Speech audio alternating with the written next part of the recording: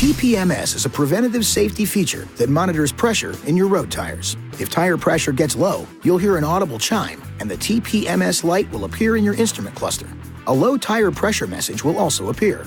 You'll see which tire is underinflated, along with all of the tire pressure values. When these warnings appear, you'll need to inflate your tires to the manufacturer's recommended tire pressure. You'll find that information on the placard on the inside edge of the driver's side door.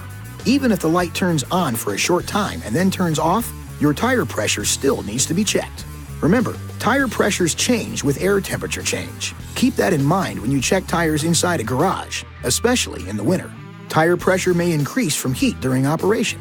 Do not reduce this normal pressure buildup, or your tire pressure will be too low. Here's an important note though. Do not try to use TPMS as a tire pressure gauge, as the warnings do not automatically turn off when proper pressure is returned to the tire. Once your tires are properly inflated, you might need to drive a bit to reset the system. In the city, you may need to drive above 15 miles per hour or 24 kilometers per hour for a preset period of time before the system will reset. The warnings will stay on, however, until all tires have been properly inflated. This video is not intended to take the place of your owner's manual. For complete details and other important safety information, please see your owner's information.